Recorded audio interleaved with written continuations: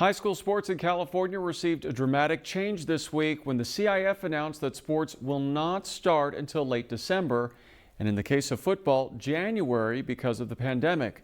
All winter sports have now been moved to the spring. I spoke with CIF Southern Section Commissioner Rob Wygod. Rob, thanks for joining us. Well, thank you for having me. I appreciate it. Safe to say you've got a lot on your plate right now. I'm curious, what was behind the decision to move into 2 seasons versus 3 shorter seasons, and what's been the overall reaction from students and also parents? Well, when we began this discussion several months ago, we were looking at 3 seasons of sport for fall, winter, and spring sports for the 2020-2021 school year. But as those discussions developed and as things have happened around us with the COVID-19 pandemic, we realized that the fall months, August, September, October, et cetera, were just not going to be possible for us to have any kind of sports activities.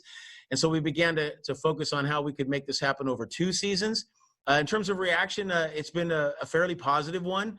I think many people speculated that we would have to cut regular seasons or section championship opportunities or things like that. And when they found out that we were not canceling any sports, that we were going to provide as much of a regular season opportunity as possible and also section championships as they're used to, I believe that we had an overall pretty positive reaction. Some coaches say they did not anticipate the CIF combining winter sports, which includes basketball, soccer, and wrestling, with spring sports, which includes baseball and track and field. What will be the impact on multi-sport athletes, and are you concerned that some students will have a tough choice in deciding exactly which sport to play?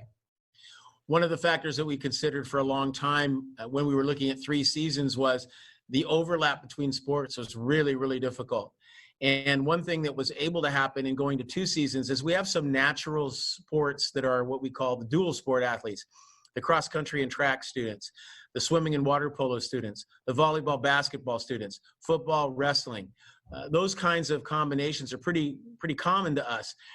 We know it's going to be very difficult for everyone involved in terms of trying to participate with multiple sports in the same season or what they have been used to in the past, but we're really counting on our educational leaders, our principals, athletic directors, and coaches, and all of our student athletes, their families, to try to work this as best as we can in a year that we've never seen before.